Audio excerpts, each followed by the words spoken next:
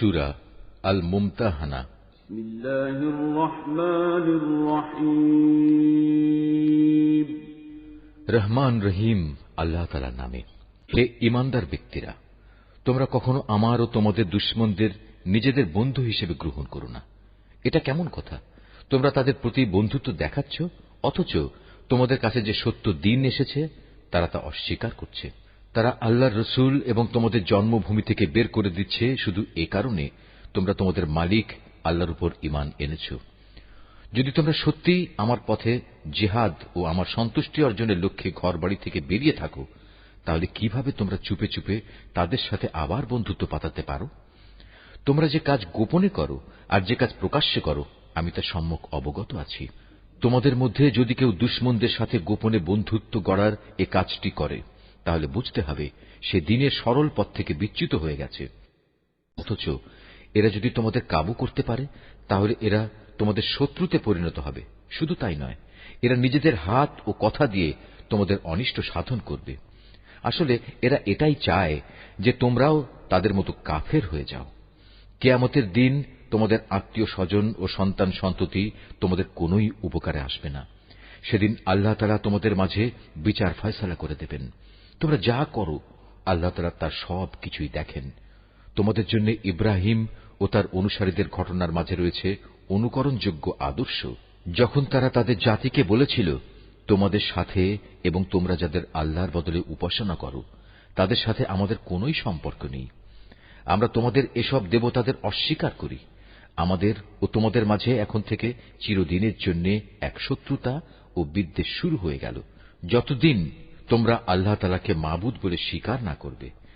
কিন্তু এ ব্যাপারে ইব্রাহিমের পিতার উদ্দেশ্যে বলা এই কথাটি ব্যতিক্রম। যখন সে বলেছিল, আমি তোমার জন্য আল্লাহর দরবারে অবশ্যই ক্ষমা প্রার্থনা করব। অবশ্য আল্লাহর কাছ থেকে ক্ষমা আদায় করার আমার কোন এখতিয়ার নেই। ইব্রাহিম ও তার অনুসারীরা বলল, হে আমাদের মালিক, আমরা তো কেবল তোমার উপর ভরসা করেছি এবং আমরা তোমার দিকেই ফিরে এসেছি এবং আমাদের তো তোমার দিকেই ফিরে যেতে হবে। হে আমাদের মালিক, তুমি আমাদের জীবনকে কাফেরদের নিপীড়নের নিশানা বানিও না। হে আমাদের মালিক, তুমি আমাদের গুনাহখাতা মাফ করে দাও। অবশ্যই তুমি পরাক্রমশালী ও পরম কুশলী।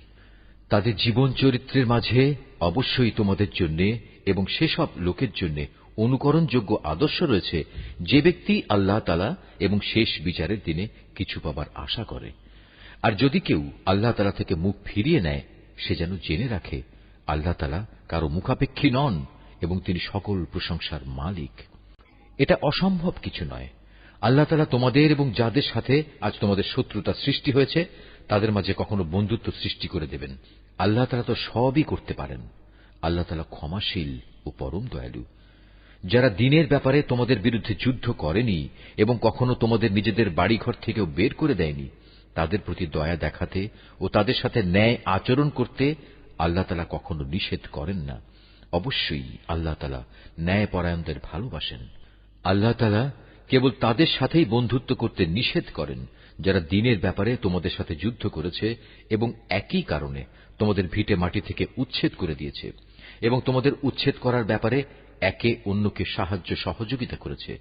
এরপরেও যারা তাদের সাথে বন্ধুত্ব করবে তারা অবশ্যই জালেম। হে ঈমানদার ব্যক্তিরা, যখন কোন ঈমানদার নারী হিজরত করে তোমাদের কাছে আসে, তখন তোমরা তাদের ঈমানের ব্যাপারটা ভালো করে পরখ করে নিও, যদিও তাদের ঈমানের বিষয়টা আল্লাহ তাআলাই ভালো জানেন। অতঃপর একবার যদি তোমরা জানতে পারো তারা আসলেই ঈমানদার, তাহলে কোনো অবস্থায় তাদের তোমরা কাফেরদের কাছে ফেরত পাঠাবে না। কারণ যারা ঈমানদার নারী তারা তাদের কাফের স্বামীদের জন্য আর কোনো অবস্থায় হালাল নয়, এবং যারা কাফের তারাও তাদের ঈমানদার স্ত্রীদের জন্য হালাল নয়। তবে এমন হলে তোমরা তাদের আগের স্বামীদের দেয়া মোহরানার অংশ ফেরত দিয়ে দিও। অতঃপর তোমরা কেউ যদি তাদের বিয়ে করো, তাহলে এতে তোমাদের কোনো গুনাহ হবে না। অবশ্য তোমাদের এজন্য তাদের মোহর আদায় করে দিতে হবে। একইভাবে তোমরাও কাফের নারীদের সাথে দাম্পত্য সম্পর্ক বজায় রেখো না। এক্ষেত্রে তোমরা তাদের যে মোহর দিয়েছ তা তাদের থেকে চেয়ে নাও। একই নিয়মে যারা কাফের স্বামী তারা তাদের মুসলমান স্ত্রীদের যে মোহর দিয়েছে তাও ফেরত চেয়ে নেবে। এটাই হচ্ছে আল্লাহর বিধান। এভাবেই তিনি তোমাদের মাঝে এ বিষয়টির ফয়সালা করে দিয়েছেন। আর আল্লাহ তাআলা মহাজ্ঞানী ও পরম কুশলী। তোমাদের স্ত্রীদের মধ্যে কেউ যদি তোমাদের হাতছাড়া হয়ে কাফেরদের কাছে চলে যায়, পরে যখন সুযোগ আসবে তখন যারা তাদের হাতছাড়া হয়ে গেছে তাদের তারা যে পরিমাণ মোহর দিয়েছে তোমরাও তার সমপরিমাণ মোহর আদায় করে দেবে। তোমরা সে আল্লাহ তাআলাকে ভয় করো যার উপর তোমরা ঈমান এনেছ। হে নবী, যখন কোন ঈমানদার নারী তোমার কাছে আসবে এবং এই বলে তোমার কাছে আনুগত্যের শপথ করবে তারা আল্লাহর সাথে কাউকে শরীক করবে না, চুরি করবে না, ব্যভিচার করবে না, নিজেদের সন্তানদের হত্যা করবে না, নিজ হাত ও নিজ পায়ের মাঝখান সংক্রান্ত বিষয় তথা অন্যের ঔরসজাত সন্তানকে নিজের স্বামীর বলে দাবি করার মারাত্মক অভিযোগে অভিযুক্ত হয়ে আসবে না এবং কোন সৎ কাজে তোমার নাফরমানি করবে না, তাহলে তুমি তাদের আনুগত্য গ্রহণ করো এবং তাদের আগের কার্যকলাপের জন্য আল্লাহর কাছে ক্ষমা প্রার্থনা করো। আল্লাহ তাআলা অবশ্যই ক্ষমাশীল ও পরম দয়ালু। হে ঈমানদার ব্যক্তিরা, আল্লাহ তাআলা যে জাতির উপর গজব দিয়েছেন তাদের সাথে বন্ধুত্ব করো না। তারা তো শেষ বিচারের দিন সম্পর্কে সেভাবেই নিরাশ হয়ে পড়েছে যেমনি ভাবে কাফেররা তাদের কবরের সাথীদের ব্যাপারে হতাশ হয়ে গেছে।